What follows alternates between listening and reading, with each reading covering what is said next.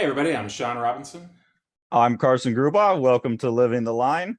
and today we are pleased to be talking with a legend, a man of letters, a man of lines, a man of education. Tim Lane, how you doing? I'm very good. Thank you so much for inviting me.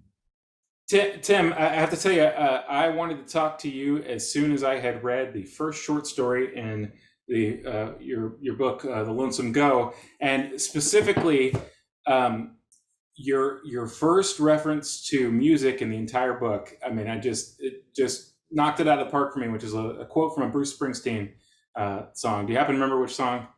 I would imagine it's probably from Nebraska. It Uh, is. it's is it I remember Hi Ho Silver O. Wow. So God, you got me on the spot here. Oh yeah, no, no, you nailed it. You nailed it. That's the verse. It's the last verse to a song. I don't No, remember. no, like so like I'm a huge ridiculous Springsteen fan, and it's just because I'm being put on the spot. It's not State Trooper. Yeah, It that's is the name State of it. Trooper. Yeah, It's State Trooper. yeah, State yeah. Trooper. The State last Trooper. verse is State Trooper. Yeah, Right, and right, right. and Deliver me from nowhere. Deliver me from nowhere. exactly. And the thing that just killed me about this is the cleverness of quoting something that is doing in a different medium what your book, in my estimation, is doing in the comics medium. And it was one of those things where I had this sort of like immediate intuitive impulse that then was, fortunately for my fragile ego, borne out by the reading experience, where it really seems to me like you are doing a similar kind of uh, thing to Mr. Springsteen in that high gear of his, where transmuting maybe like American mythos into something that is like applicable to the present while engaging with the technique of the past. Absolutely. I can't say enough about Springsteen and Nebraska alone. Um it believe it or not was the album Nebraska that taught me that I could put together cycles of short stories Mhm. and that there would be a collective impact through that cycle of short stories. I think of Nebraska as a cycle of short stories. Um, Now, music is an entirely different medium, and I think there's an immediacy to music that possibly transcends all other art forms, possibly even film. I would say it's not even a possibly. I think that there's no it's no surprise that every teenager in the world since the advent of rock and roll has so vitally connected to music, and possibly even prior to rock and roll. I don't know, kids were just totally digging on music. There's an immediacy to music, and I grew up in the 80s, so music also had this way of connecting people. I don't know if it still has that same impact, just because I think that you know, the the loss of radio, or having a collective source for music, may make the environment of experiencing music a little different than it was in the past. But anyway, long story short, Springsteen definitely captured that idea of a kind of greater notion of what American and Americana meant, but he also was able to really express the darker aspects, the sort of underbelly of the sort of American dream experience. And I think that that was a huge influence early on. I remember first hearing Springsteen um, at, I don't know, 12, 11 or 12 years old, prior to Born in the USA, and having a soccer coach who was like, if you like this song, you gotta, like, he was a total Springsteen nut. So he like And get this, like, so you're in middle school and your soccer coach is handing you vinyls of The River, Darkness on the Edge of Town, Nebraska, Born to Run, and you're just like, holy fucking shit. This guy is speaking my language, like he understands me. And I think that's kind of that thing that I feel teenagers of a certain era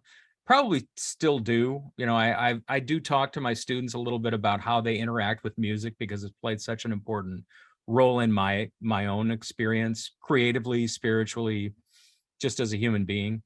But that the way music hits you at a certain age, that openness you have to music, Springsteen was very much for me, that. And yeah, Nebraska, that prior to like a certain point, I was doing comics that were more long form, and I went back to Nebraska and was like, holy crap, you really can tell a compelling narrative through a series of short stories that has commonalities, but isn't like just this epic single story. That's what really gripped me about your work, and it took me a few. I started with the Lonesome Go was the first one that I got of yours, and at first I was like, wait a second, why the hell is this story like broken into 5 parts with like other stories interspersed? Like Yeah. if these were all originally done like the Happy Hour America, and I get it, there's kind of like a serialization of a couple different things, but when they're collected, why not put them in order? And then Yeah. as I read through it, it was something I've never experienced in comics before, of the breaks in the sequence and the kind of shuffling of elements within one another painted that larger picture for me in a way I'd never experienced before. I thought, this is a crazy technique. And then as I looked into your other work, that seems to have applied over all of your books, where like these 3 strips from this one will show up here, but I understand them differently because they shifted. So I mean, you've already made it obvious that's really intentional, but can you speak more about that effect that you're trying to get by doing that format? How do you could you say that once again? Like you'll have like a part of one story and then a part of another story and then another one, and then you'll cycle back to the first one, and so they're mixed up. And then there will even be like a couple pieces from something, like there will be a couple pieces that are in Lonesome Go that are also in Toy Box Americana or something. Okay. And so you seem willing to reuse and remix the order of your stories, and there's a certain effect, and I'm curious to hear more about what effect you're trying to accomplish by doing that. That's What are you thinking, Tim? Yeah, no. So I actually listened or watched the review you did of Toy Box Americana, and it had it had a significant impression on me, because so getting back to your question, and I'll circle back around to why I preambled everything the way that I did. I think there, to be completely transparent about it, there isn't a real conscious intent, or if there is a conscious intent, it has a multitude of directives. So one thing that I think of is, again, getting back to the idea of music. If you listen to like the Police, or the Police plus, let's say, Sting, he will often, and Springsteen does this too, they will make an echo in their music of something, of a lyric that they had from a different song. I'm thinking of like Every Breath You Take, you will or you will hear that lyric, every breath you take, every move you make, in subsequent Police songs, and then subsequent songs by Sting. And Springsteen does this a lot too, where he will make echoes or reference, just, single lines, single lyrics that refer back to another song that you know well if you're a fan, and it brings a resonance to the current song you're listening to, that it fills it with a new energy. I think of it as, and I'm not a musician, but I'm a huge fan of music, and this idea of, and correct me if I'm wrong, I don't know. Carson, I don't know if you're a musician. I assume, Sean, you are, just because you got a drum set. Carson, are you a musician? Yeah, I played drums earlier in life. I don't have a set currently, but yeah, Okay. I still think in very musical terms because of playing drums. Yeah. Well, and I think there's, in terms of, panel arrangement, I mean, in comics, there's innumerable connections to music. But so, like, and correct me if I'm wrong on this theory, but if I'm not wrong, if you play like a C chord, you are still going to hear the echo of an E or a D chord in that C chord. The predominant chord is C, but there's still like a recollection or an echo of a different chord. Totally. You don't hear it isolated. Your brain is constructing a harmonic sequence based on the sequence of things that absolutely. Yeah. Absolutely. And I think that in a nutshell, that's the idea, is to bring back connections to earlier stories, or just, a sort of vibe. So that's one thing. Another thing is purely commercial, and that's just, with Toy Box Americana, that book was very much a package of pre-existing work that I had done in print. It was not supposed to be a graphic novel so much as a collection of newspaper and alternative weekly material that I'd put together. So the thought was that, there might be, like, if there's a story, for example, like Stagger Lee is a story that originally I put together. I mean, I'm, again, and as a professor, you might appreciate this if you remember back to your adjunct days, where, you're trying to put all kinds of things together to cobble some kind of living together. And one of those for me was working for newspapers, and as an illustrator, I would pitch ideas for graphic feature stories for alternative weeklies, that I knew I would ultimately want to put in books. So Stagger Lee originally came out, just the straight up historic story of Stagger Lee, originally was published in the St. Louis Alternative Weekly, but I wanted it ultimately for Abandoned Cars. It was just a way of making some money while you're trying to, put your books out. And the only reason why I link that into being an adjunct is that, in academia, the need to publish is extremely important. And when you're a graphic novelist, at least in my experience, a graphic novel can take anywhere from 5 to 10 years. Yeah. So there's got to be stuff out there in the meantime, that you can say, well, I did that, right? And that was kind of one of the things that I always struggled with academia, is the need for the urgent, the need for the immediate, as opposed to kind of appreciating that you're not a sprinter so much as a marathon runner. And I think, in comics, you're marathon runners. Yeah.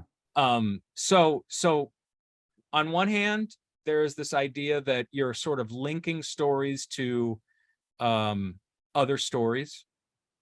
And then on this other hand, there was just sort of like different places where these things were published. And when Toy Box Americana came out, that was intentionally a compilation of pre-existing newspaper or alternative weekly material. But when I listened to your review, I was like, oh, yeah, that's kind of a pain in the ass, isn't it?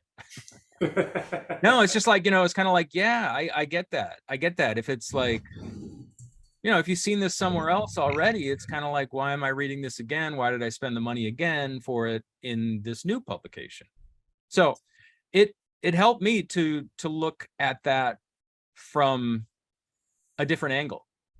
But I wound up, that was my initial reaction, but my upon further consideration, that I hope you heard also, that I put in the review, I think, is that what it wound up doing for me that I thought was so cool is that it could be part of the bigger mythos of America when it's in context of one book, but when it showed up in the book that's focused on St. Louis, then it's within the mythology of St. Louis. And seeing the kaleidoscope relationship between those two things, I found that actually really fascinating. No, I did get that, but I did feel that your point about things showing up in multiple publications is frustrating.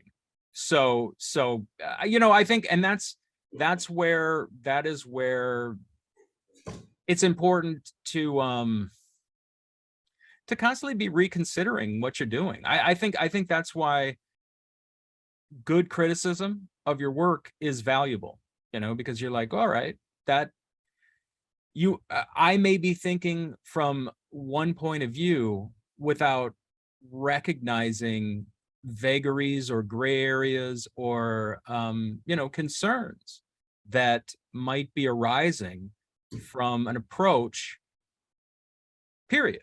Yeah. Well, I'm actually considering doing it on purpose, because I think it's an interesting technique to remix your own work and reshuffle it and recontextualize it. And I just see it as like this thing that, depending where you're at in the project, it's going to foreground or background, or like you said, take on a different kind of, the motif repeats within the music. Yeah. To take it back to the boss for a second, I mean, when you're listening to Nebraska in sequence, you have some idea that some of these characters may be related to each other. And, the guy from Atlantic City could very well be the guy who's being chased down the highway in the other song. You That's have right. Sort of highway patrolman. Right, exactly, yeah. At the same time, when you have these songs removed from their original context, and when they're placed into like a, greatest hits compilation, or the songs of New York, or the songs of the Boardwalk, or some type of thing like that, or even a live context where you see them in a completely different sequence than you would otherwise, you have different kinds of resonances that occur in different types of things that are drawn out of that experience. And I think that it's very unusual to see that in fiction at all. And I think it's very unusual to see it in graphic fiction, maybe at least at this era of the comic as it stands right now. But, it seems like comics have been, the sort of modern era of it is young enough that these types of explorations are still sort of, there seems like there's a lot of unclaimed territory still, not to get too far off the path, but I just read Rat Girl, which is a memoir written by Kristen Hirsch from the band Throwing Muses, that she wrote when the first year that Throwing Muses were signed to 4AD. And she talks with envy about finding a comic book the first time she went to Boston, and finding an underground comic and being like, oh, this seems much easier than making music. Imagine you could just do that in your room, and then you don't have to do it ever again. You don't have to feel like you're being inhabited by this thing over and over again. Right. You just do it once and then it's done. And she's like totally envious of the fact she'd never seen an underground comic before. And it was like, oh, this thing. You know, Yeah. And she doesn't it- have to. She doesn't have to keep performing the same one over and over again in different venues. right. Right. Exactly. Yeah. And it's, you know, of course that's just totally laughable to me because it's like, you know, I draw for 8 hours and I feel like I'm ready Oh, to, totally. you know, explode. Oh, Uh, totally. Right. Right. but Right. I mean, yeah. I mean, yeah. That alone, when I think of the amount of hours at a drawing board, you know, subtract that from the amount of time you've actually lived your life, lived Mhm. life. And that's sort of the irony, right? I mean, for me anyway, because stories are very much about life. You know, it's about communicating something. You know, I think of it very much as just sort of it's the way you interact with life. No psychotherapist can help you. I'm sorry, at least me. No Yeah. psychotherapist can help me. It is through the work that I understand anything, and it's not a conscious understanding. It's a working out of things. It's like you know, it's just something. I read a biography of the writer Sam Shepard, who was a huge influence on me, and his daughter, I think, talked about how, you know, he wrote right up to the end. I mean, he was well in the throes of illness, of, you know, sort of mental deterioration, and he just continued to write. And it wasn't because he was some sort of egomaniac, at least not in the sort of superficial sense. That's just how he interacted with life. And so the irony for me is that as a cartoonist, you spend so much time actually at a drawing board, um, drawing things out, that you are, you know, you're taking away from that time where you're actually out there living life and coming up with stories, or you know, not, it's not like you're trying to come up with stories, although there may be a certain amount of that where you go out to live life to have stories to write. But you know, just that idea that you're taking away from the time where you're actually separating yourself from the very guts of what is going to be something to say, you know, Yeah. something to write about.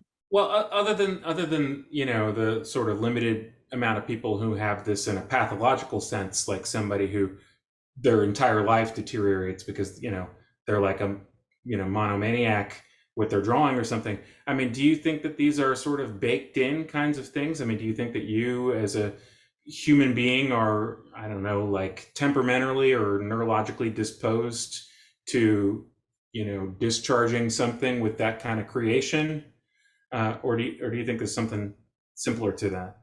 I really don't know. I don't know. I this is the sort of stuff that, you know, I'm 50 years old and I've spent the majority of my life doing this stuff. And I know a handful of other creators out there who are similar in different mediums. Um, and I don't know. I don't know why. I don't know why some people are compelled to want to do this, and other people are out there, you know, fly fishing and, you know, living their lives. I don't know. I don't know. I have a lot of theories about it, but it would just be as, you know, it would be like telling ghost stories. You know, I don't know how none of it's, or, you know, it'd be talking about like, you know, alien landings, or, you know, anything like that. It's like, it's interesting to think about, but in the end, who knows, you know? I had I an experience with critiques at the end of the semester last semester. We're talking beforehand about teaching at higher education, and I had a bunch of students who made, you know, like typical art kid stuff, and then I had one girl who did like it's usually the student who you push and you say, like, get an idea though, you're just painting like flowers. And after the critique with You all the don't let him kids, paint flowers, Carson? Jeez. well, but in like art You know, school, you're in a higher education and you're like, what's your concept though? Explore it more Oh deeply. And yeah. after going through all of these kids who were doing what you're talking about and what I think about as art, which is like working through some thing that just haunts you about life and you're using your art to sort it out, and all these other kids were very clearly doing it, and she's like, but I just like to paint pretty things. And I thought, I can't like force her to think deeper because I envy that so bad. Yeah. Well, it's interesting because actually I was just randomly thinking about this not too long ago, maybe because we're heading toward the beginning of the school year starting, but like what is it that compels teachers, professors, the greater world at large, the greater adult world at large, let's say, to impress upon students this notion of having a direction. And because so I've got a 5-year-old and he just loves to draw whatever he's interested in. He's drawing mushrooms, he's drawing earthworms, he's drawing tornadoes, he's drawing whatever is interesting to him, he's drawing. And that's wonderful. But I feel like in my life I was lucky in that I think and I never went to grad school, like I never graduated from grad school, so I never had that full grad school experience. But I don't feel like I ever needed it. I mean, there's two ways of needing grad school, right? There's the need for it from a professional standpoint, and then but for me it was the need for it for artistic reasons. Mm-hmm. And just for whatever reason, my whole life I've very much been interested in this notion of kind of pop culture America. I think I really must have at some point, for whatever reasons, bought into this notion of the greatness of American culture. And a lot of my adult life has been about exorcising some of that nonsense. But I don't mean it to sound negative, because it's not. It's like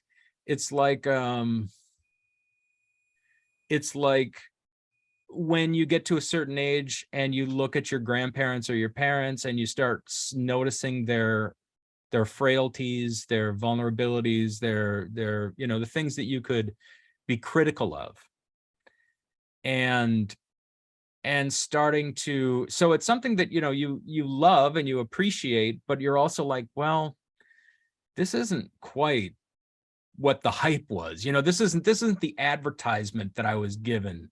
This is not, I'm not seeing, what's the tiger that's, what's the cereal that, or the cereal that has Tony the Tiger. Tony the Tiger. This isn't Tony the Tiger running in and there is no Tony the Tiger. I don't know if that makes sense or not to you, but so I feel like that kind of need to find a deeper motivation in your work that I think does come from college, from graduate school. I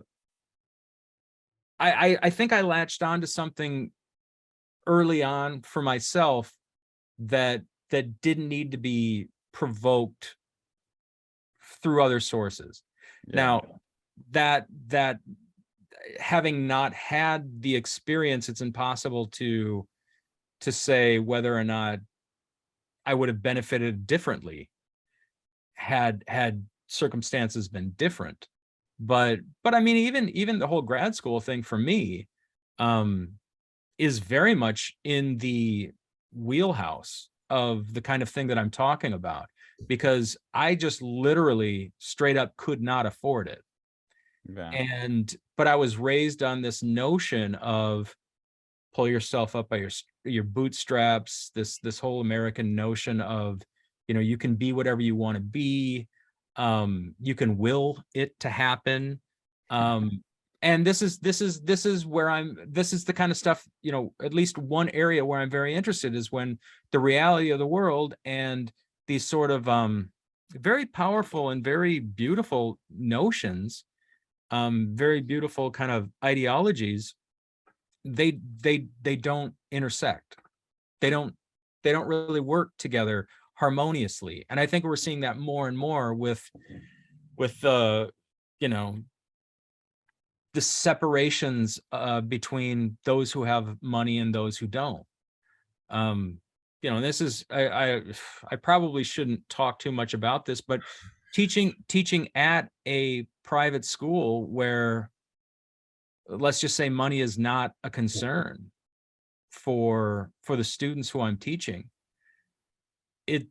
there is a difficulty for me being from a very middle class, arguably working class sort of background, to see the distinctions between the haves and have-nots, and just how heartbreaking it is.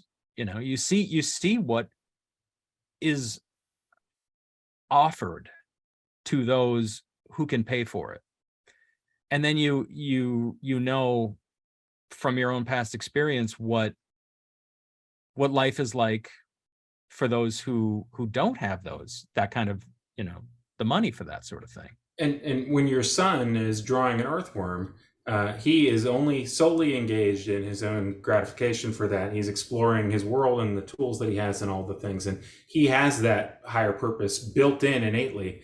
But when he is having to decide whether he's going to draw an earthworm as an adult or he's going to try to make rent, I mean, there's a whole other different series of decisions that are being made. Yeah, it's a. I can totally relate to that. It's just, I think about that all the time with my son. Like, what am I going to pass down to my son? These ideals that were passed down to me, and I think totally genuinely so.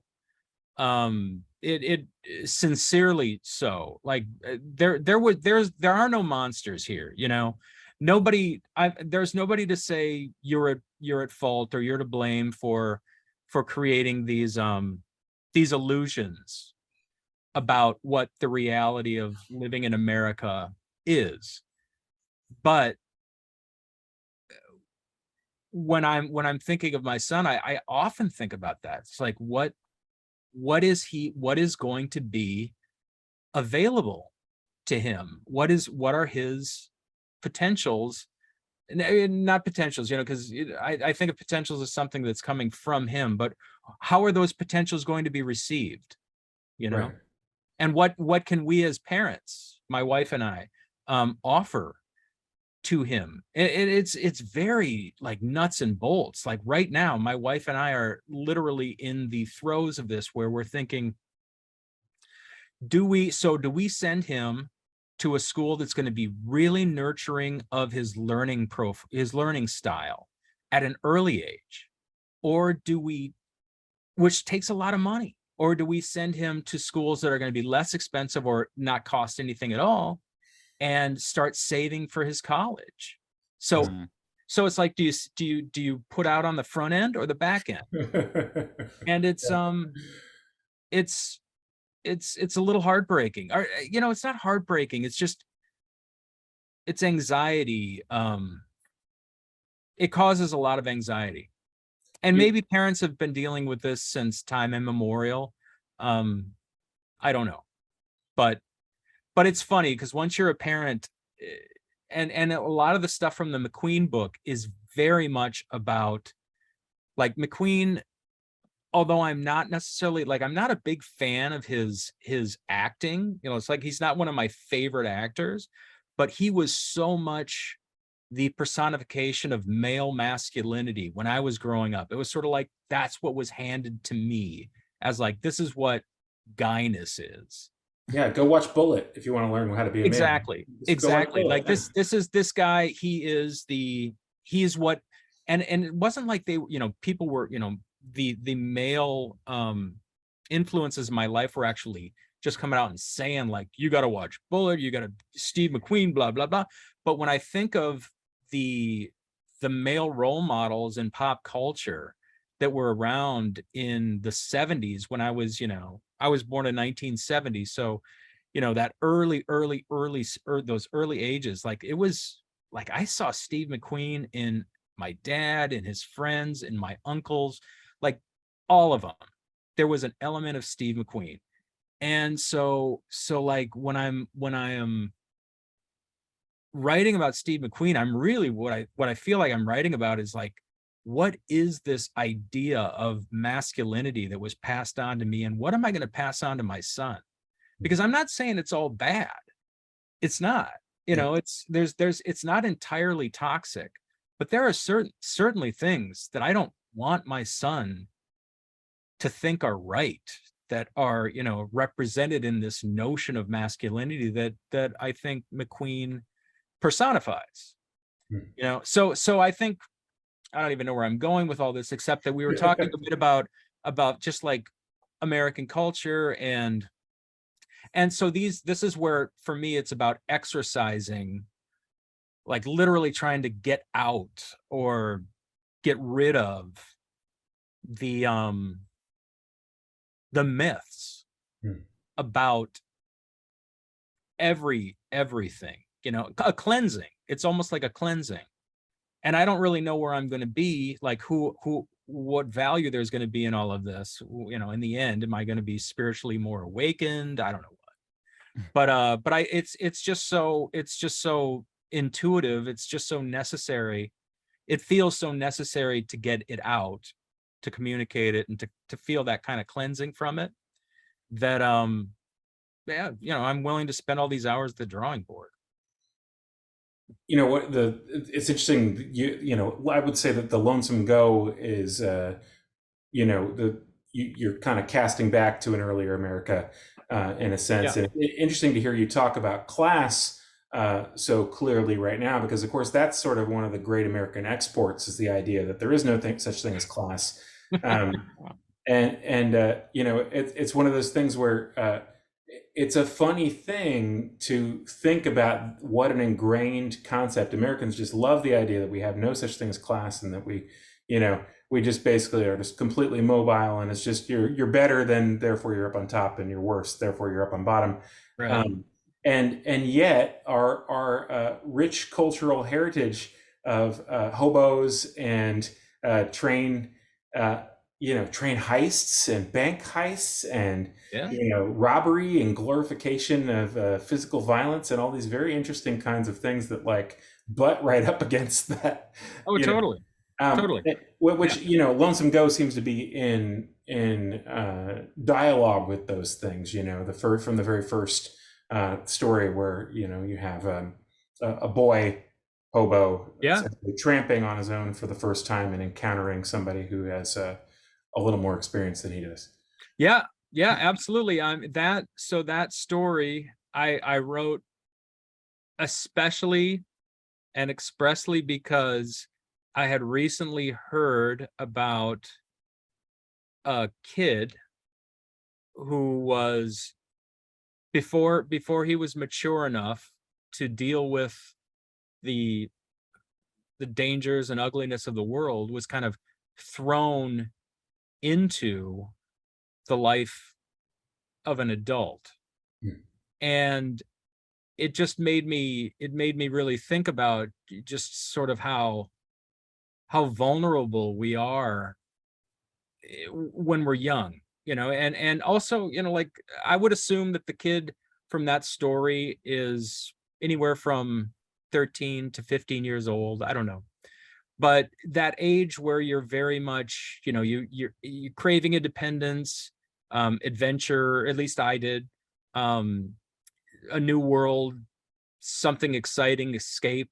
And so you might do something sort of dangerous, but but the idea of that sort of guy in the train, the sort of older character that he meets, to me, he represents kind of the ugliness of humanity on some level. The ugliness, especially, and when I look back on it now, I didn't necessarily have these things in mind at the time, but I can see it now, where it's like that guy, he's like maybe specifically the ugliness of white maleness, you know. And he's also he's nuts, right? But I really wanted to express this idea of the ugliness of humanity. And so in the end of that story, you know, he kind of like ends up jumping out into nothingness. And that's for me where my heart is when it comes to kids. And also, you know, especially like now being a dad. I wasn't a dad then, Yeah. but I feel that certainly more now, where it's like that leap into the unknown, where, I mean, how can you not want to somehow protect? Yeah. But there is no protecting it, you know. There is no protecting it. Because there's Everybody, always the darkness, and there's yeah. I was just having a good conversation with a friend of mine who is raising his kids in the city, and he's talking about like letting his kids, or his son, his 14-year-old son, ride the subways, and how his kid comes home and he's like telling stories about, you know, homeless people that he's meeting. And then, you know, I've had enough experiences in subways my own life to know just what you're gonna, you know, what you're capable of stumbling upon. There's no protecting anybody from that, you know. You're gonna come face to face with it. So for me, you know, a lot of that is just I'm not driven by any answers. I'm driven more by the questions, you know what I mean? yeah. Yeah, and that's something that I really, there's even a note I put on one of your pages that I thought kind of got to the core of your approach that I really appreciate about your work, is hiding under the blanket of those meaningless words lie the real conversation. And Mhm. that's a quote from the Abandoned Cars. And your work seems to exist in between the lines. Yeah. Like that's where the real meaning comes from, and the reshuffling of the stories and the chopped up stories, and kind of everything you do seems to be forcing me to go in between and outside. And even the idea of the hobo is like the outside. Yeah. Yeah. Well, I'm really appreciative that you feel that way about it. Yeah, and I feel that that's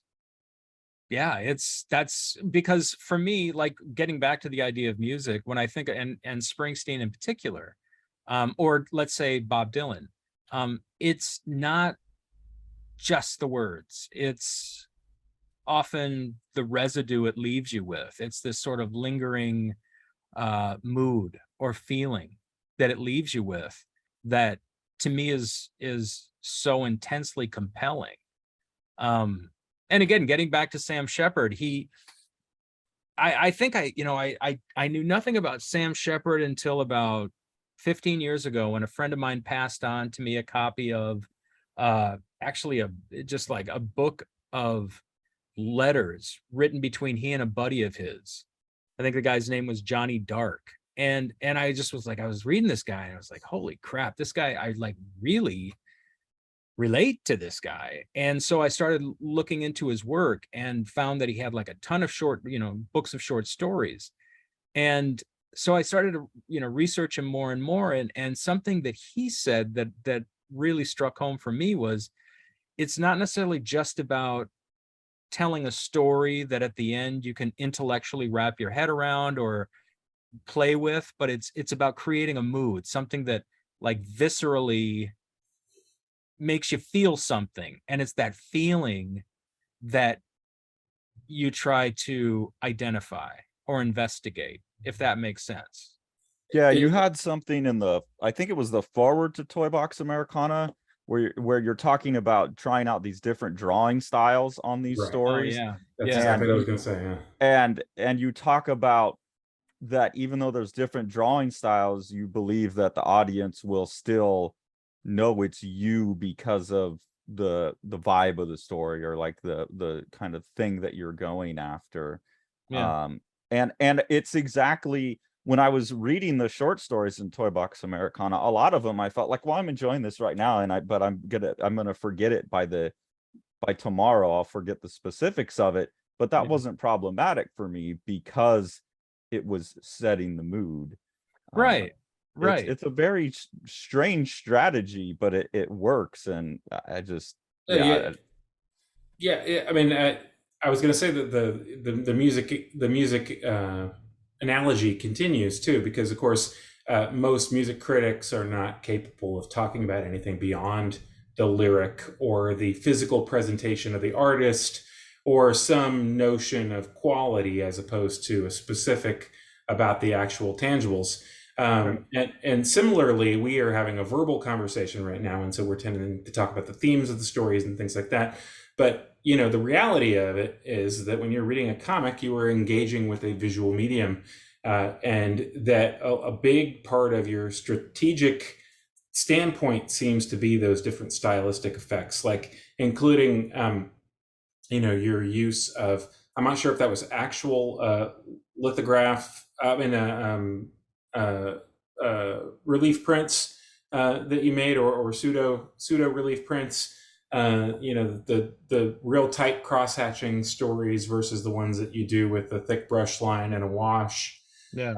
And all of those different kinds of things sort of combining in a way to create a different type of texture and flavor. And specifically in Lonesome Go, the rhythmical way that you're then employing those across the entire structure, including people who haven't read it yet, the Temptations each showing up individually on different pages as a cutout figure that you can then cut out. But each of those, you don't use the Temptation style in the entirety of the rest of the book, other than arguably the cover, which is in color. Right. Yeah. So yeah, that's absolutely true. I love to use the language of other visual, just visual exports, whether it be advertising or kids cutouts, the kind of stuff that you might have found, the diorama set, the Temptations. Yeah, I mean, and I love speaking in that language, visual language, and I feel like they're in the same way that when you hear the first three notes of, say, a Miles Davis song, or a Charlie Parker song, John Coltrane, like, who they are. You're just like, wow, that's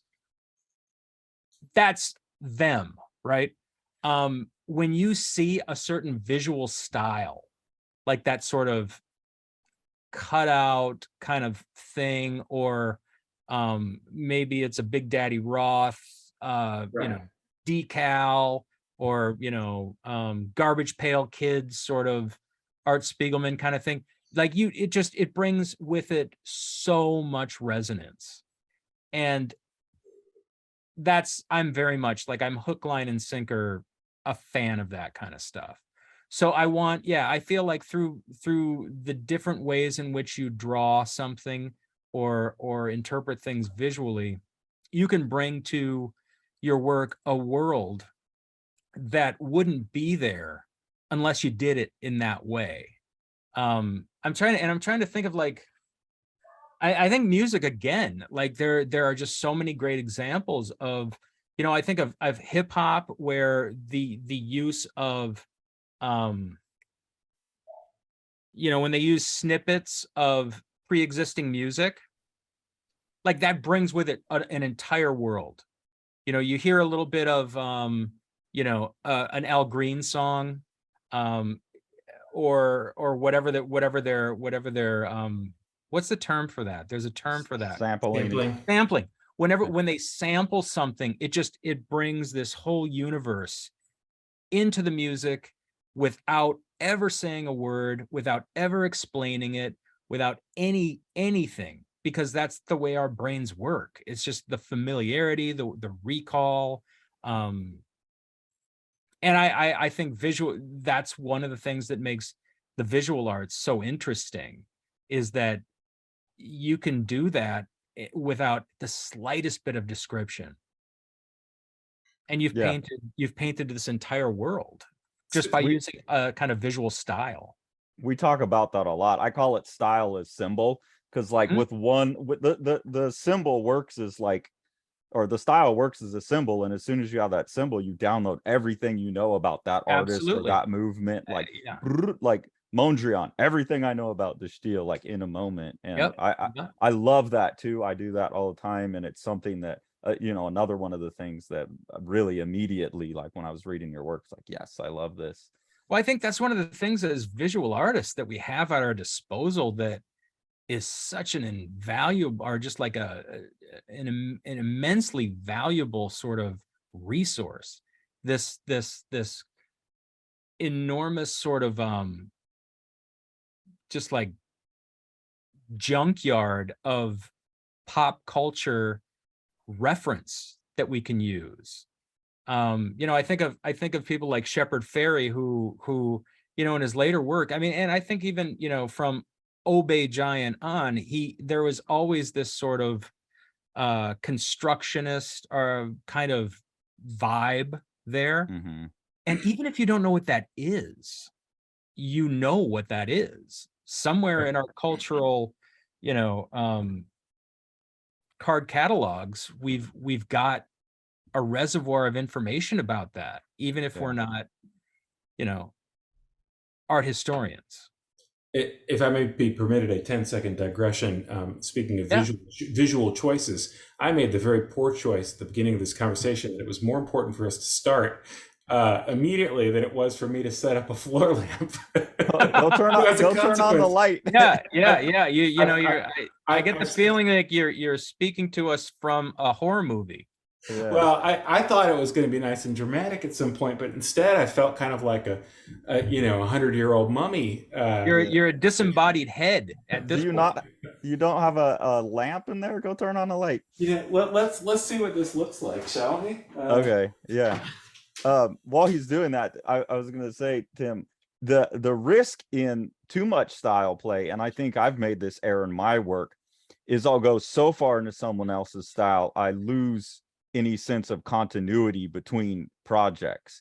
Like, Yeah. cause and I like working that way because I get bored.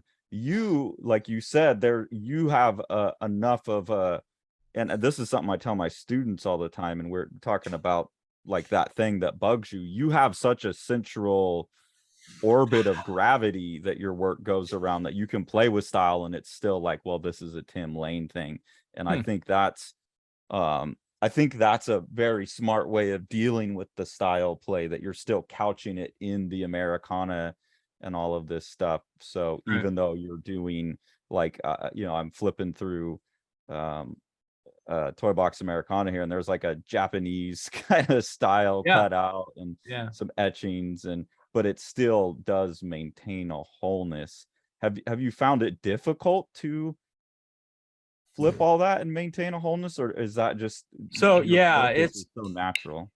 It's interesting you should mention that. So I mean, it's contextual because when I was doing the work for Toy Box Americana, I literally was just, I mean, my job was just to produce a story and an illustration once a week for a publication. And so while I was doing that, I was also doing my comics, and you know, it was a very, very wonderful creative time in my life when all I had to do was draw and write all the time. So I feel like the opportunities for experimentation, and also as my age, you know, I was in my late 20s, early 30s, up to mid 30s, and it was just like I got all the time in the world. You know, I can just follow any path I want to take, and that was fantastic. But recently, so I've been doing a lot of that with the book on Steve McQueen, just playing around with style and how that style resonates, that sort of cultural baggage and historical baggage that it, or echoes, I should say, I won't say baggage, but it is kind of baggage that it brings along with it. And so a sequence in the stories that I just like was working on this summer involved trying to recreate this sort of 1930s, this 1930s weekly or daily continuity or a daily strip feel or look. And you know, intellectually, I love the idea, but practically, just in terms of the practice, I hated it. It's like, this is just not, this is not exciting to me. And I came upon a real important realization about myself at that time, and that is that for as much as I feel like my whole life, my my higher aspirations have been literary or in storytelling, the fact is, I really get my greatest nourishment, creative nourishment, through drawing. So if I'm not totally into the drawing, then it's academic. Does that make sense? Yeah. So like Totally I can really get excited about like maybe one, just that, you know, Japanese sort of fold out kind of thing. Like that took maybe a day. Now, if you know, it didn't take long. Yeah. But if I were just doing that all the time, I think I would be bored out of my mind. Possibly though, the same is true if I were just doing illustrations for somebody else's writing. Right. You know? Yeah, I used to think that I loved to draw, and then I got paid to draw other people's stuff. And then I realized that I didn't actually love to draw. Yeah. I love to draw the things I wanted to draw. Yeah. And you really start learning more about your motivation when you kind of strip away all the other things that go along with that. And you know, Absolutely. I don't think any clients of mine watch these. But we'll avoid specifics and just say that certain things that you once would imagine would give you pleasure or engage the thing that needs to be engaged. Just don't do it when you remove some of the other context from it. It's interesting to hear you talk about that. Your stylistic malleability extends to a certain extent in the areas that you're interested in, right? Yeah. But then beyond that, it's not the engagement isn't there anymore for you. No, it's not. And you know, that's something that my wife is actually constantly trying to convince me to do, is to pare down my drawing style and simplify. And I totally understand where she's coming from. Right, like intellectually you understand it. I totally get it. I totally get what she's talking about, but I just, Yeah, it doesn't do that's it. not the way it's supposed to happen. That's not the Right. way it's supposed to work. I'm not sure, you know, there's nobody dictating that for me except myself. Yeah. No, it's funny because it feels like, you know, you get to a point in your work where I sort of liken it to a samurai warrior where, you know, years of training have gone in, years of discipline, years of lessons and knowledge and all of this stuff. But in the end, you just have to, you know, nobody's going to save you. You either draw your sword and fight with it, with the all of this assembled experience and knowledge that you know how to make work for you as an individual, and you live or you die. And I feel like that's true of in a creative world too. It's just like, in the end, nobody can tell you. No, there are no teachers out there to tell you. You can that works for only so much. It goes only so far.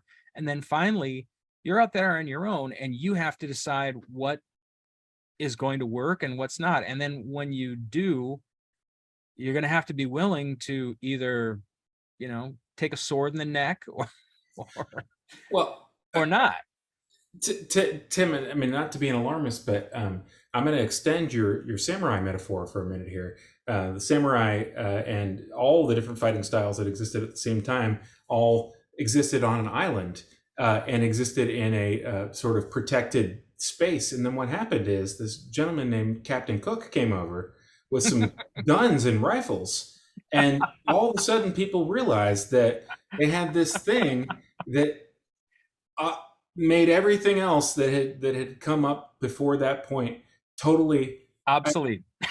absolutely obsolete. And we have been having this discussion for a couple weeks now, via late night text message, being Carson firing it back and forth. Are people going to continue to draw and have these kinds of impulses satisfied in the same way if all of the engagement with it that is from a practical standpoint for money happens with robots? I don't know. I mean, we will, right? I mean, I've been drawing more. We will. I think there will always be people who will. I think there's, it's funny because I know it's funny. There's one person I'm thinking of in particular, and I don't want to use his name because he's pretty well known, but he talks about like what motivated him at a young age. And it is just so highly idealistic. Women. And so just like in the world of people going to school now and what they think it means to make a living and to live and all this stuff, he just makes no sense. But to me, he makes perfect. He's like, I idolize you. You have lived that way your whole life. And you're amazing. So I guess what I'm getting at is that I think there are always going to be those people out there who continue to pass on this mantle, but they might become more increasingly like, you're crazy. Yeah. You are an absolute nut. And maybe that's what you have to be, I think the way I phrased it to another mutual friend of ours is that 20 years from now, oil painting might be like Olympic level skeet shooting. Right. Something that's done, for the novelty and entertainment of seeing a person do something. I mean, you don't need to shoot the skeets, guys. Yeah. That, they don't need to be killed. Right. So yeah, it's funny because I have a lot to say about that, because in a way, I have a lot of hope in some of the digital and electronic directions I see things going in, although I don't think they will ever resonate for me. I can understand how a young person can still find the same sort of creative gratification in the direction of drawing and in writing and storytelling, just in different mediums, whether it be gaming, whether it be drawing on an iPad, and wherever that goes.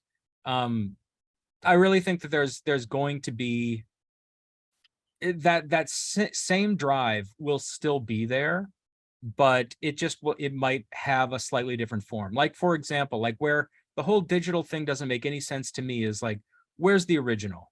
I love to see original work. I love to see what it actually looked like. I like to see the whiteout. I like to see, I like to see the texture, all that stuff. And it's funny because so much digital work now tries to recreate that sense of analog texture, Yeah. But I think, but so there's that side. I do have hope. But then on the other hand, I remember seeing Tony Bennett in the mid 90s. No, this was actually in around 2000. I went to see Tony Bennett at like a theater, in like a concert hall. And he did this little spiel where he talked about how, like, when he was starting out in the 1940s, not every place had a microphone. So you had to be able to project your voice. And so for a couple of numbers, he turned the microphones off, and he was in his late 80s at this point.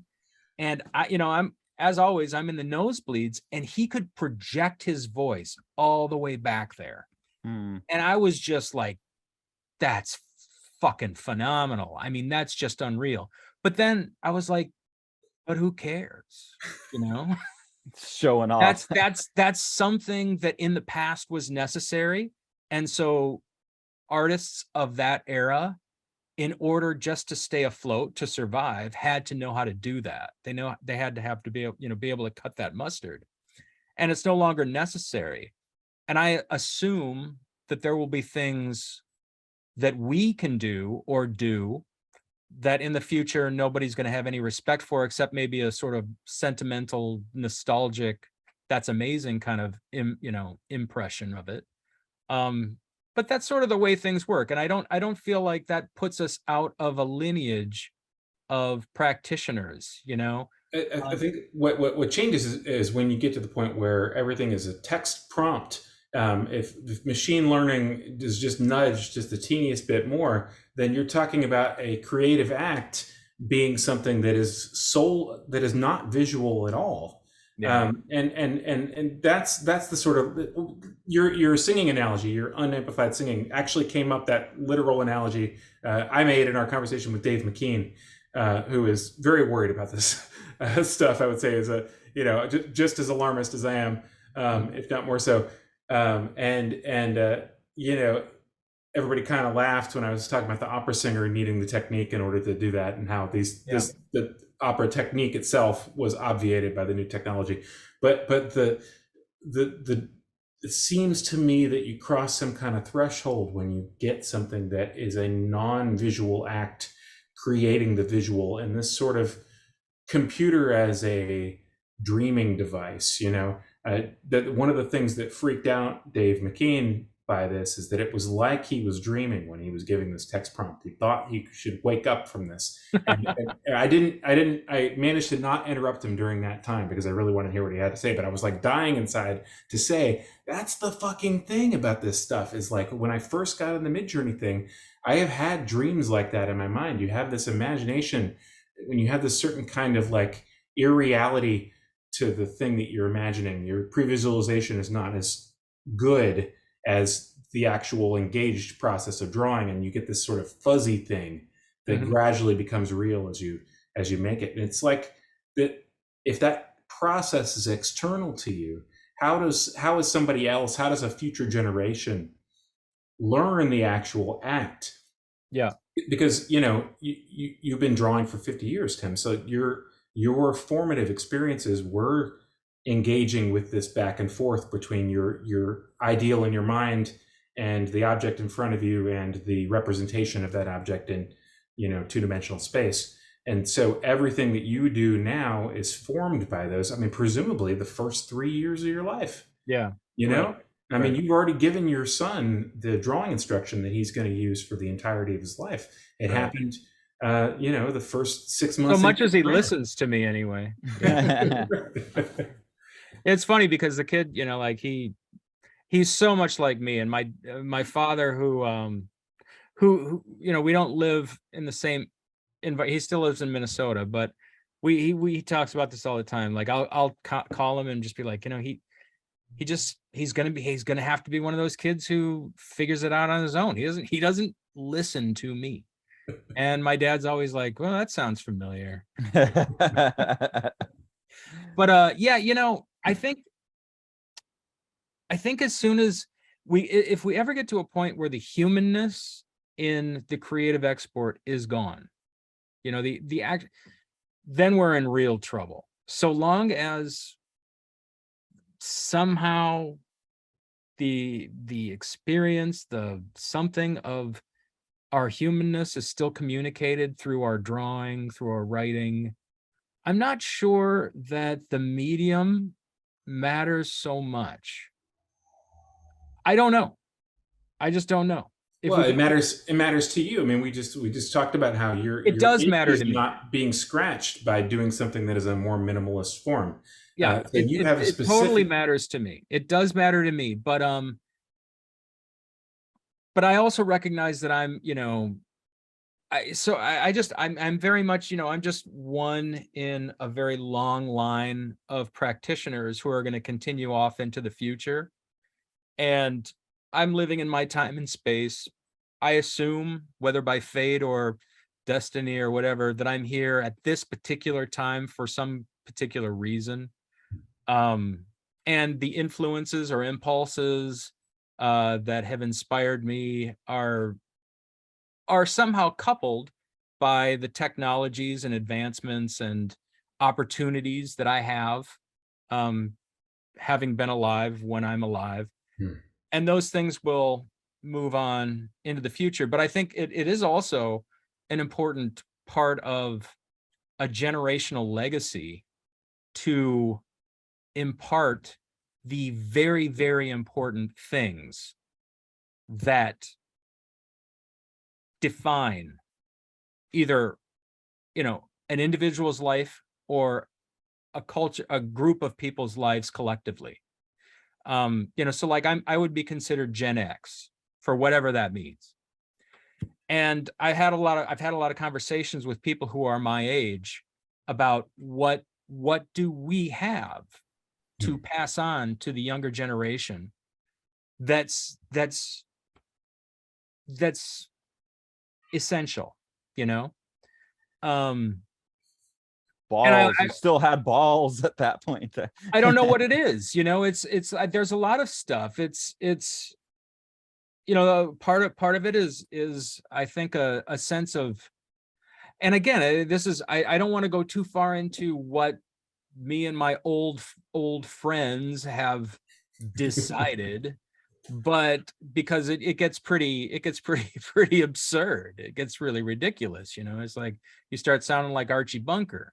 But but I do think it's really important that at some point you recognize that you are, a temporary entity in this cosmic experience, but that you may have something of unlimited value to pass on.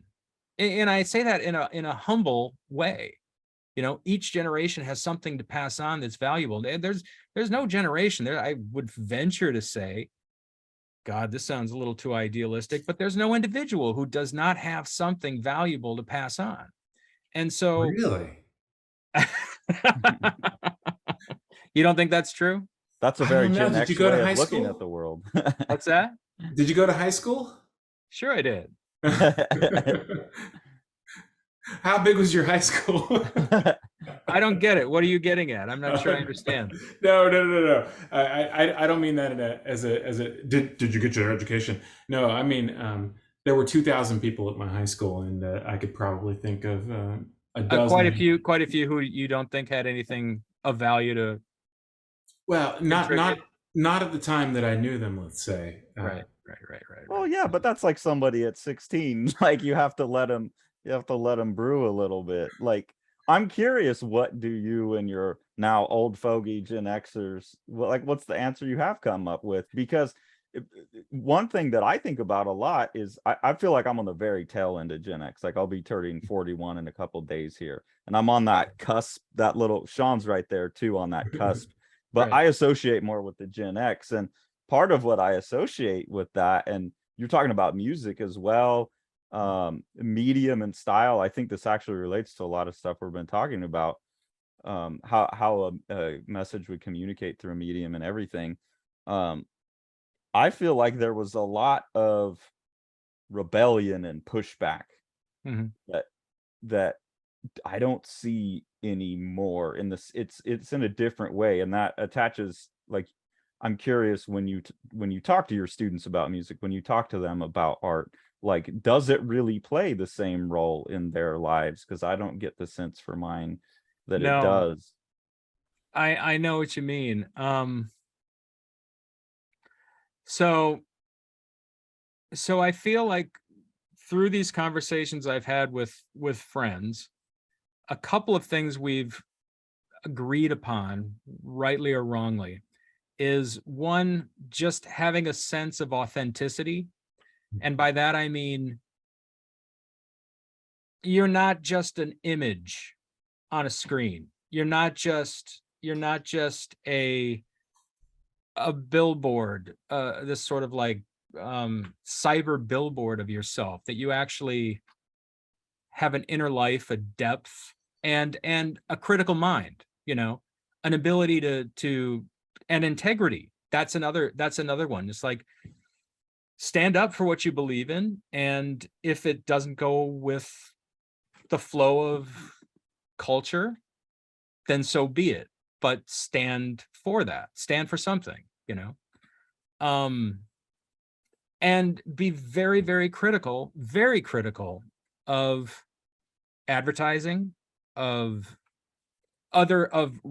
sources out there that are trying to persuade you, to tempt you to, I guess it all kind of revolves around this idea of see yourself as something that exists with value, and that you don't necessarily have to, and live authentically and with some integrity, whether that's looks good on Instagram or not,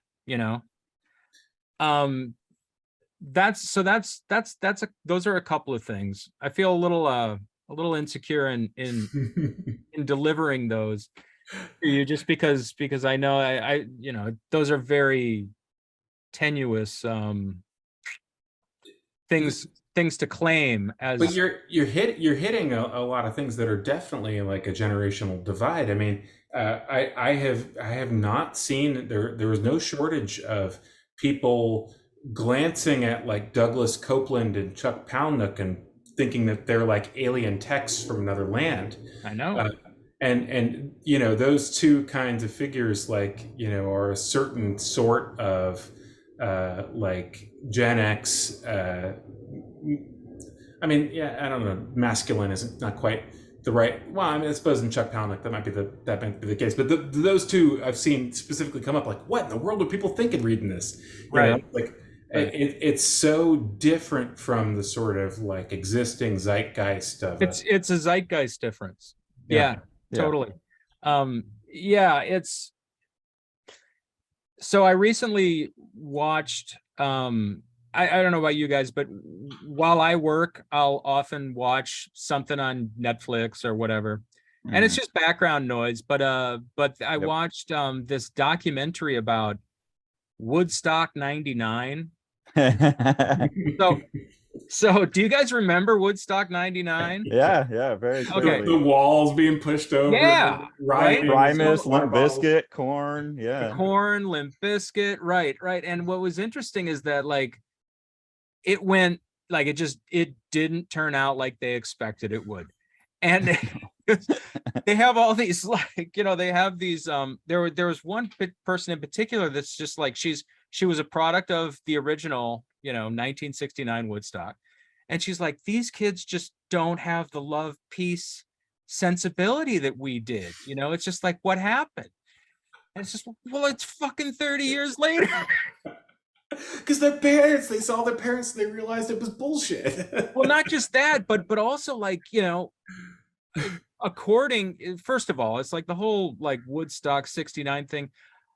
It's been so mythologized. Who knows what actually happened there? But I mean, there, from all due accounts, there was, people out there that were, kids, younger people of that generation who were handing out food, handing out water. It was very, love. And at Woodstock '99, it was very commercial. It's like a water bottle, $4 and up. It's like, and it's fucking 90 degrees, right? Everything is on sale. They're selling something, right? And it's so I guess the reason why I bring that up is because if you sometimes try to bring back, you can bring back the superficial stuff, right? Okay, they're in New York. Okay, they're, we're calling it Woodstock. It's supposed to have this whole thing. But don't expect it to be an exact duplicate, or it's going to be the ugly bastard child of the original. It's You're and, like asking also and be careful not to like set up people like Limp Bizkit and Korn, like back to back, or Rage Against the Machine. These like extremely aggressive. But Just like, but that's you like think- you bring Fred Durst with the motherfucking chainsaw, Yeah, and he's right, gonna right. light it on like that. That's the and I'm Sean. I'm glad you mentioned Chuck Palahniuk, because I always refer to our little like 5-year gap in between Gen X and the millennials. I call myself the Fight Club generation. yeah. Like, that's how I think of myself. Like that movie encapsulates everything Hey, I man. believed in. Yeah, no, that I have said this many times. Like Fight Club was a seminal movie. That I don't know if it's, I don't know where it falls in terms of the spectrum of millennials and Gen Xers, but that movie said everything. Like that is how it felt to be a guy at the time it came out. That movie If you're Gen X, if you're on the cusp like I am, you know that you lean Gen X if you like Fight Club. You know you lean millennial if you like Royal Tenenbaums better. Because my friends who like Royal Tenenbaums, they're all like the soft hipster, like what I associate with millennials. I'm like, fuck that. I'm Gen X, like crash down the banking system. Yeah, Right, but Sean, right. in the same way that you said that we looked at our parents and so that peace, love, and bullshit stuff is all bullshit, they look at Fight Club now and say that's fucking bullshit. Yeah, right. Well, you know what? You're still not your fucking khakis. Yeah. It's true. It's still true. But I love my khakis, and I get Yeah, made so fun hey, of right? them. So do I. Yeah. And you know what? I have to say that I love the Royal Tannenbaums too. So like, Yeah. I don't know where I fall. But no, I mean Fight Club, like I remember watching that and just going, shit, yeah, I mean that's true. Like that's Right. that feels really, really genuine to me. Yeah. Uh-huh. I Well, don't know. we've got lots of things for people to disagree with, should they want to, in the comments. I have to say, Oh shit, man. There's gonna be yeah. Now I'm going to turn them off for you, Tim. No, that's fine. I mean, this it's No. and actually it's something that I give a lot of thought to, because I feel that I have so far gone into this stratosphere of my work is gotten, it's just getting more and more so clear that I am just trying to figure stuff out. When Abandoned Cars first came out, I very much felt like I felt similarly, but I felt like there were people out there who were going to possibly relate. Like I felt it's hard to explain. I just kind of felt like at that time I was young enough. I felt like I was enough a part of some sort of collective where some of the ideas from Abandoned Cars might relate. Now I feel like I am so far inside my own head about the kind of stuff that I'm doing. I mean, it's very much the same trajectory, but it's just gotten so deeply personal that when the Steve McQueen book comes out, there are references to people like Sammy Davis Jr., Walter Cronkite, on and on, Howard Cosell, on and on and on. Evil Knievel, like who's gonna know who these people are anymore? Me. Well, there Well, you go, right? There's gonna be a lot of old men going, yeah. But Tim, to alleviate your concern there, when I read I think I did also a review. I think I posted a review on Happy Hour in America. Some of them I didn't post reviews on because I was waiting until we could have a deeper conversation. But I was like, who the hell is this Steve McQueen guy? He's like holding him up. And No, I'm like, I have no fucking clue. But it didn't matter because that vibe came through still. Yeah. And I so did I actually listen to that one. And again, it's so funny you mentioned that, because originally I had intended, or I was thinking of making this actor somebody that you would think you should know, but was totally fictitious. Yeah, that's what I thought. Steve McQueen kind of just worked out. Because but but the vibe comes through still. So if someone knows who Steve McQueen is, great. But if not, it almost mythologizes it more, because it's like, this is part of the mythology I'm missing. Like, I know Bruce Lee, I know Muhammad Ali, I know, like, Right. and so he almost becomes more mythological in that But sense. wouldn't it be interesting though to like couple these truly, you know, well-known sort of legendary and factual individuals with somebody who is completely made up, that but done up in just in such a way that you think you should know who they are, and you're just like, fuck, who is that? Yeah, And so you're yeah. like diving deeply into Google and searching, and That's what I did. But it gets to the I think the core strategy of your work is that in between the lines thing, you know, whether you know the character or not, everything in between the lines is clear. And you keep talking about music and comics as well, and how music is more direct. And I think comics has the problem of language and pictures, and as soon as you put those down, they're kind of locked in. Like, music is kind of always moving, language locks things in, and you're trying to represent an experience that's not locked in either. right. And I Which don't know, involves a but lot of absence. it seems like it seems like, intentionally or not, you're finding ways of still addressing that. I hope so. I hope so. Again, I think, and maybe you guys will relate to this, but um, I don't like knowing what's gonna happen. You know, I like the mystery of, is this plane gonna crash into the mountain? You know, so there isn't like a real template. I'm just here's a probably an apt way of putting it. When I was really young, like 10 or 11 years old, I had this period where I was really interested in making games. And so this is very different from, you know, the contemporary idea of games. These were board games, something Yeah. that existed in the physical world. And I got to a point where I realized, like, I'm going to know I'm going to know how to play these games. So they're not very interesting to me anymore, because I'll have the answers. You know, it's like, Yeah. other people might enjoy them, but I'm not going to. At least that was the limitations of my own mind at the time. And I find that I am still very much that way. I don't work like, I think, your traditional cartoonist, in that, like, I don't just write a script, do a panel breakdown, figure out everything that there is to know about page count and stuff before I start doing tight pencils.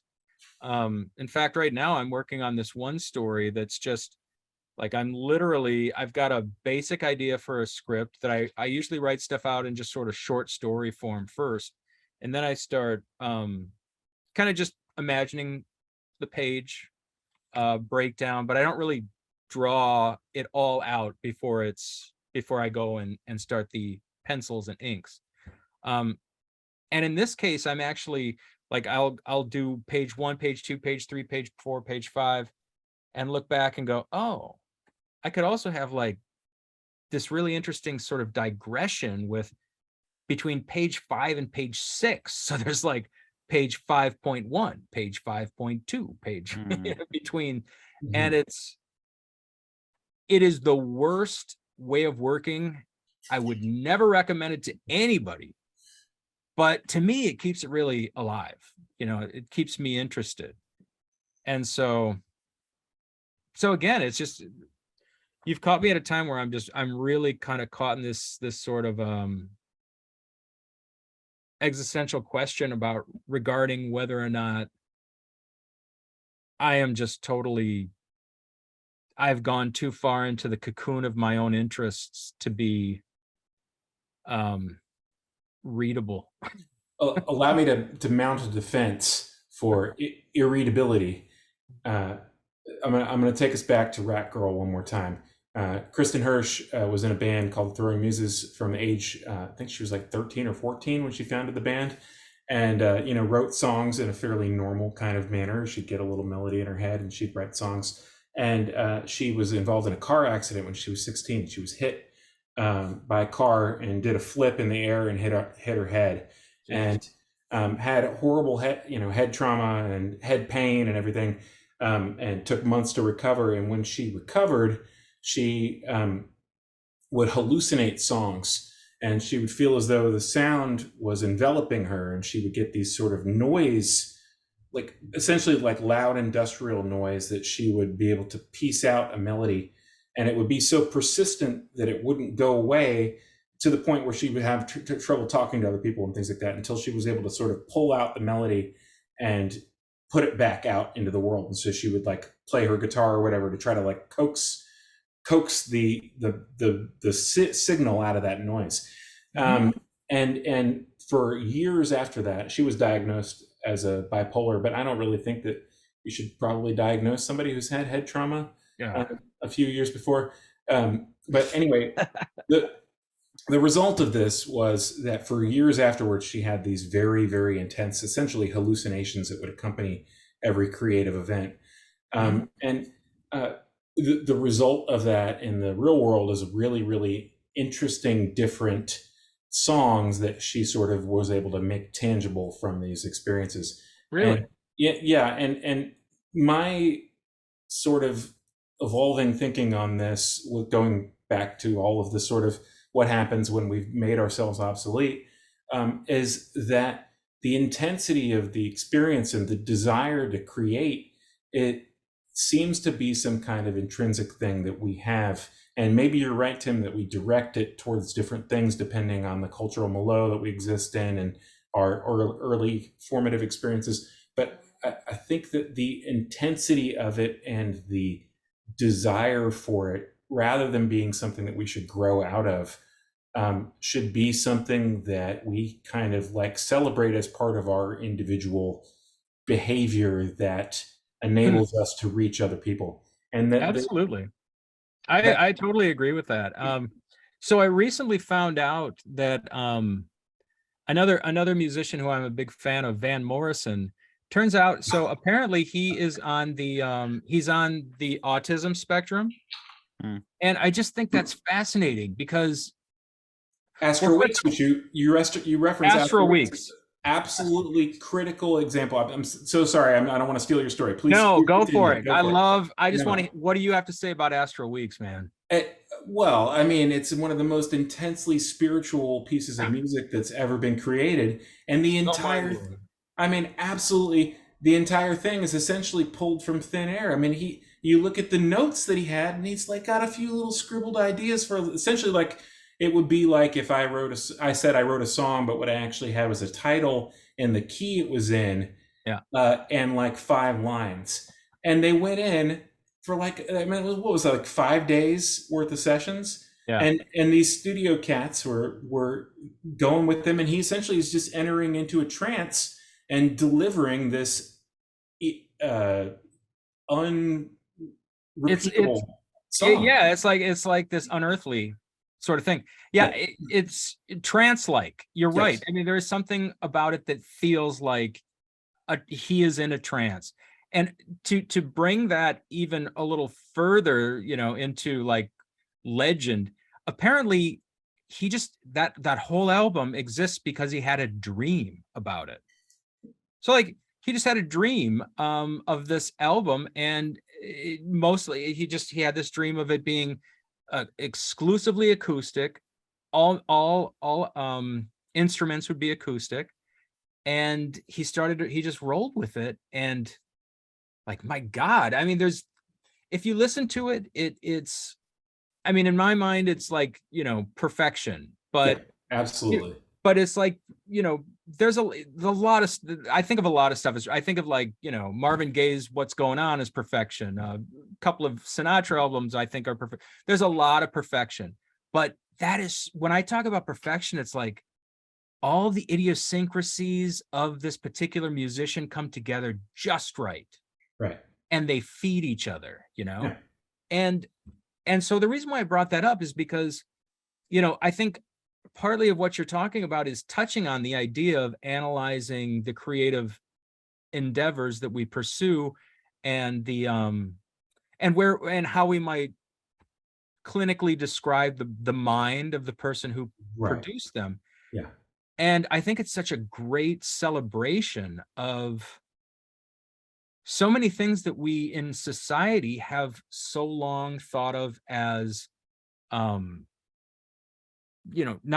shameful, but,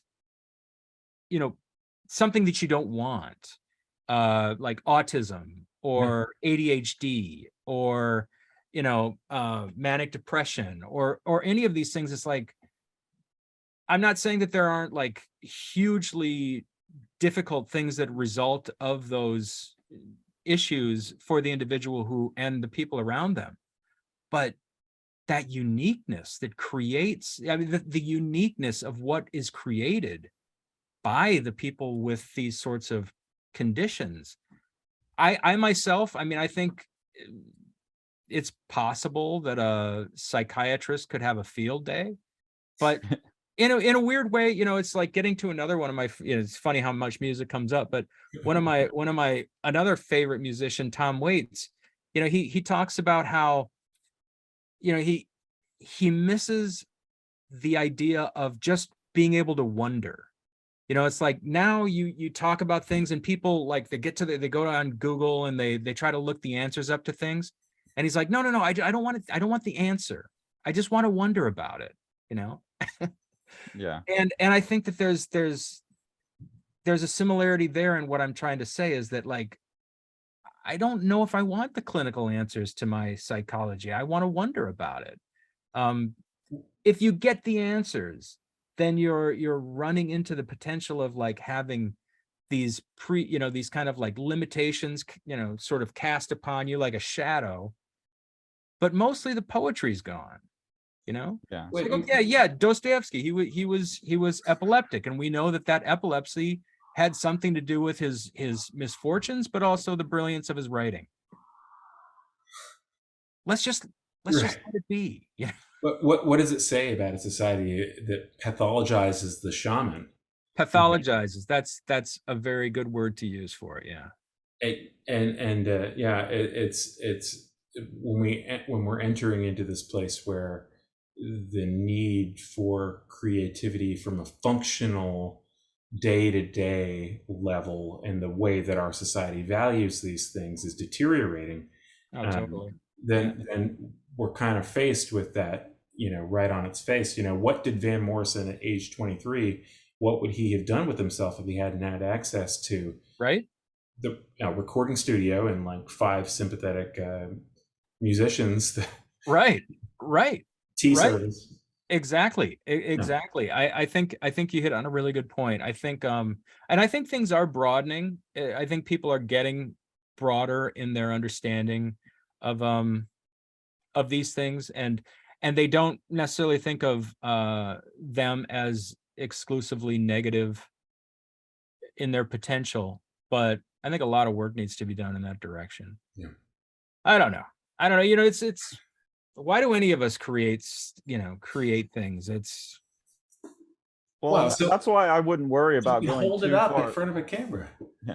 I wouldn't worry too much about going too far down into your cocoon, because like I almost feel like the further you go into your cocoon, if you're doing it with skill, which you obviously are, the more universal it becomes.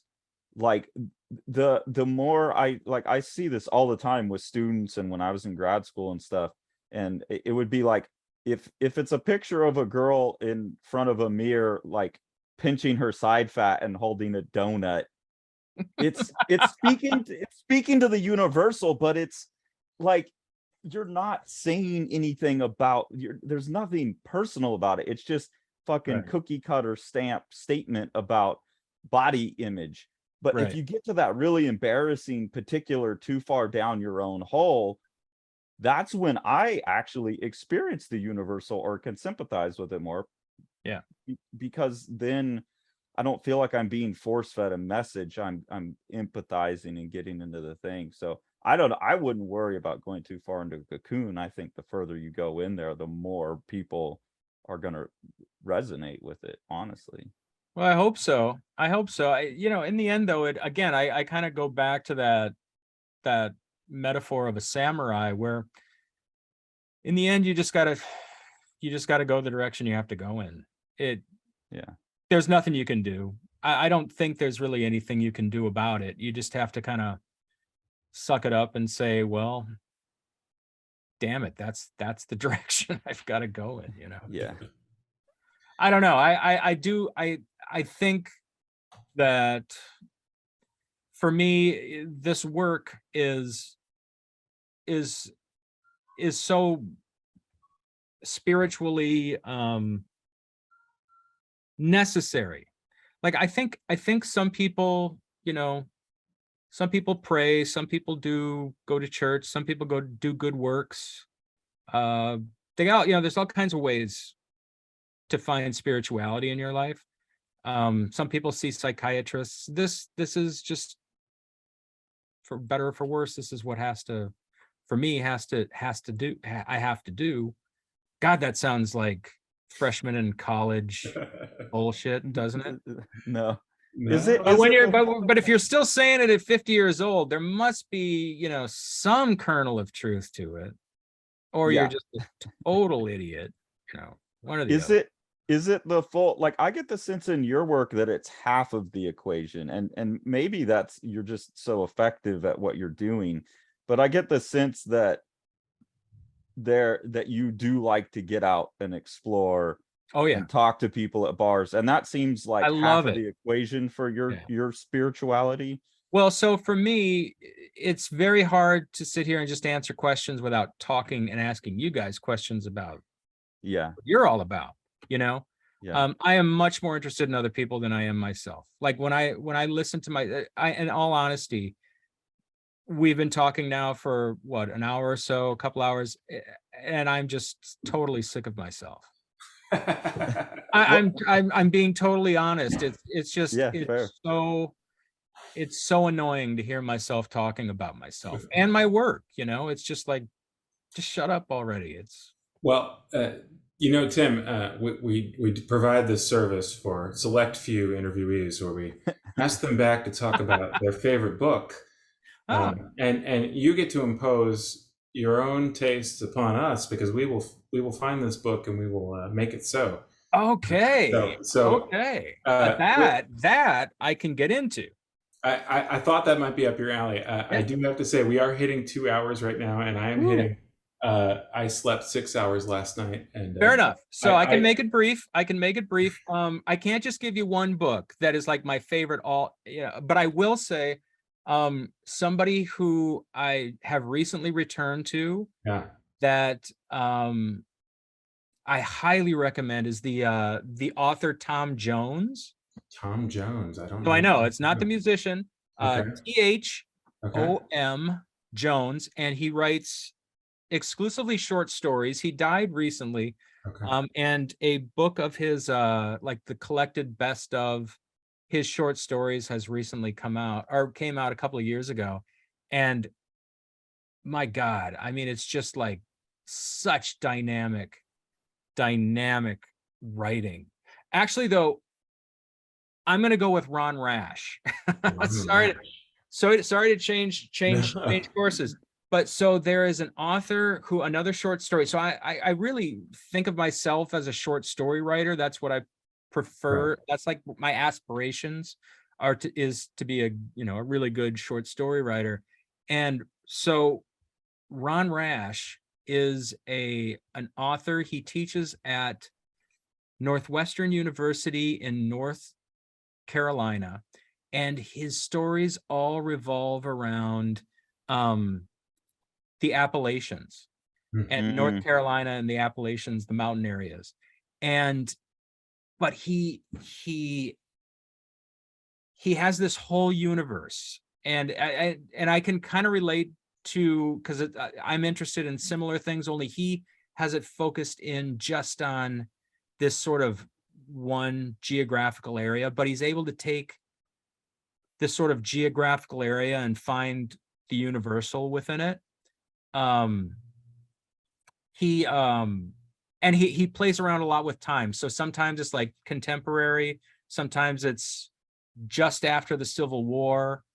Sometimes it's the 1960s. He goes all over the place, and it's just this extraordinary experience. And the writing style, it's just so beautiful but concise. He's one I'd recommend. All right. Ron Rash. We will check him out. We'll put that on the list. Something rich and strange. That would be the book I would recommend. Something right. rich and strange. I'm gonna write that down. And Something rich and strange.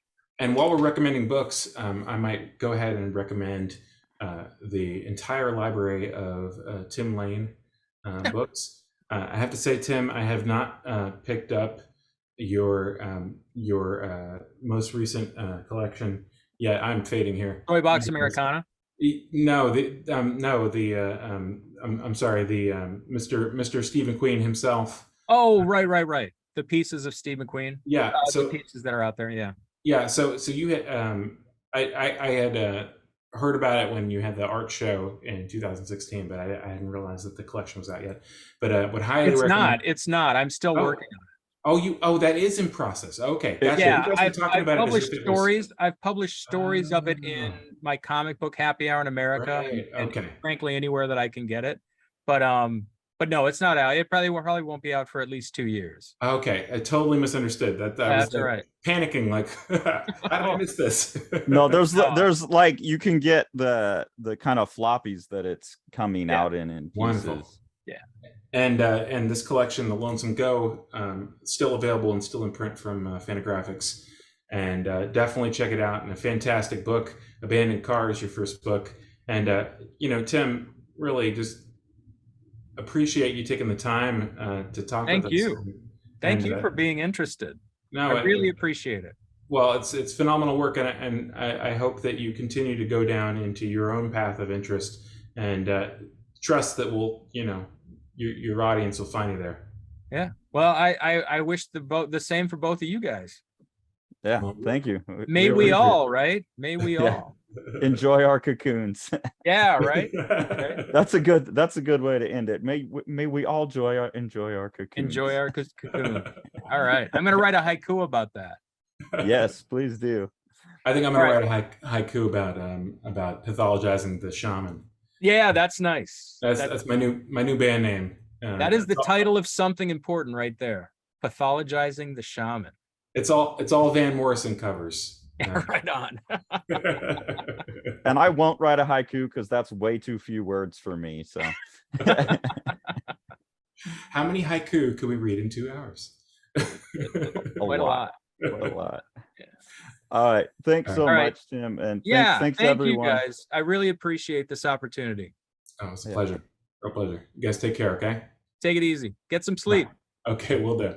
One of the best ways that you can support what we're doing here on the channel is to support the books that Sean's putting out through Living the Line. The first book that he put out is The Strange Death of Alex Raymond. It's a collaboration between Dave Sim and myself.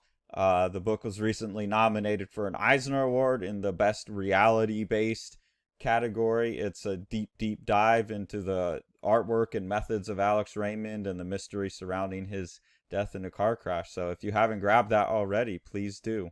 There's also Yokoyama Yuichi's Plaza, which is a totally intense manga by an artist who has somehow figured out how to distill manga down to its purest essence. This book was successfully funded on Kickstarter, but if you missed the Kickstarter, you can order it through any comic store, any bookstore, Amazon, any place that you would normally get your graphic novels from. The Abolition of Man is a 5-issue mini-series done by myself and Sean in collaboration with the Mid-Journey AI. What you're seeing here is the cover to issue 1 and the first couple pages of issue 1. This first issue, we fed it an essay by C.S. Lewis, and this is just the imagery that the computer spat back at us. Issues 2 and 3 are a narrative, starting with the story that I wrote when I was 21, and then Sean's going to write issue 3, picking up where I left off.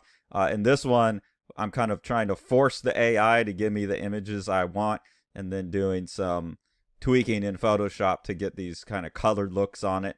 For issue 4, we're turning the task of writing over to the AI as well. So the AI has written the script, and then we've just put that into the Midjourney AI, and it's turned out art. The script and the art is some of the absolutely most horrific stuff I've ever seen. We're a bit scared to even publish this issue. And I don't have any art to show for it yet, but Sean and I have decided to do a 5th issue of Abolition as well, because we have someone who we're really, really excited to have on board, providing an essay for that 5th issue that we'll illustrate, and we'll announce more about that soon. Make sure to like, smash that subscribe button, and ring that bell.